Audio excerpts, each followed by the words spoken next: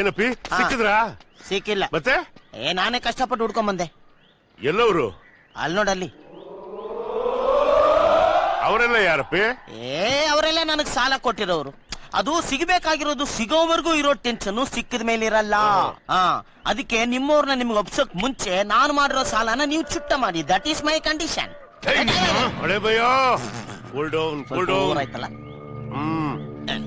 ಎಷ್ಟು ಕೊಡ್ಬೇಕಪ್ಪಿ? Very little payment. ಹೆಚ್ಚು ಕಡಿಮೆ 3 ಲಕ್ಷ. 3 ಲಕ್ಷ? ನಿನ್ನಂತ ತಿರ್ಬಕ್ಕೆ ನನ್ ಮಗನ ಊರ್ ಜನ 3 ಲಕ್ಷ ಹೆಂಗ್ ಕೊಟ್ರು? ಅವ್ರೆಲ್ಲಿ ಕೊಟ್ರು? ನಾನೇ ಕೆರ್ಕೊಂಡ್ಬಿಟ್ಟೆ. ಹಂಗೆ ಈಗ ನೀನ್ ಕೊಡ್ತೀಯಾ? ಅವ್ರು ಇಸ್ಕೊಳ್ತಾರೆ. ಕಾಟಿ ಕೊಟ್ಟ ಸಾಯಿ. ಆಮೇಲೆ ನಾನೀಗ 1 ಲಕ್ಷ. ಅವನ್ಯಾರು? ನಾನೇ. ನಿನ್ಗೆ ಯಾಕೆ ಕೊಡ್ಬೇಕು 1 ಲಕ್ಷ? ಅವನು ಪದೇ ಪದೇ ಓಡೋಗಲ್ಲ. ನೀನ್ ನನಗ್ ಪದೇ ಪದೇ ದುಡ್ಡು ಕೊಡಲ್ಲ. Single payment. ಅಪ್ಪಿ ದುಡ್ಡು ಎಲ್ಲಿ ಹೋಗುತ್ತೆ? ಮೊದ್ಲು ಅವ್ರು ಎಲ್ಲಿದ್ದಾರೆ ಅಂತ ತೋರ್ಸು. ನೀವ್ ಕೊಟ್ರೆ ನಾನು ತೋರಿಸ್ತೀನಿ. ಕೊಡೋ. ಇಡೀ ಊರು ನೀನೇ ದೇವರಾಗ್ಬಿಟ್ಟಿದ್ಯಾ ಗುರು. ನಿಂಗೆ ಅಷ್ಟೊಂದು ದುಡ್ಡು ಬಂದಿದ್ಯಲ್ಲ ಗುರು, ಸ್ವಲ್ಪ ನಂಗೆ ಕೊಟ್ಬಿಟ್ರೆ ನಾನು ನನ್ನ ಲೈಫಲ್ಲಿ ಸೆಟ್ ಆಗ್ಬಿಡ್ತೀನಿ. ದುಡ್ಡು ಬಂದಾಗ ಹೊಗಳವ್ರನ್ನ, ದುಡ್ಡು ಇಲ್ದೆ ಹೋದಾಗ ತೆಗಳವ್ರನ್ನ ನಾನ್ ನಂಬೋದಿಲ್ಲ. ನೀನ್ ನನಗೆ ಬೇಕಾಗೋದಿಲ್ಲ. ನಂದು ಜೀವನ ಅಂತ ಇದೆಯಲ್ಲ ಗುರು. ನನಗೆ ಬೇಡ. ನಾನು ನಿನ್ ಜೊತೆ ಇಲ್ವಾ ಗುರು?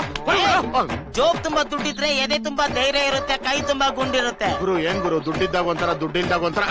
ನಿನ್ನ ಅವಶ್ಯಕತೆ ನನಗೆ ಎಗರ್ಕೊಳ್ಳಲ್ಲ. ಏನ್ ಗುರು ಎಗರ್ಕೊ ಅಂತ ಇದೆಯಾ? ಯಾಕೆ ನಾವು ನಿಮ್ಮಿಬ್ರು ಪುಗಾರಿ ಕೇಳಕ್ ಬಂದಿಲ್ಲ. ಮೊದ್ಲು ಅವ್ರು ಎಲ್ಲಿದ್ದಾರೆ ಅಂತ ತೋರ್ಸಿ. ಓಕೆ ಎಮೋಷನ್ ಬೇಡ. ಎಗರ್ಕೊಳ್ಳ.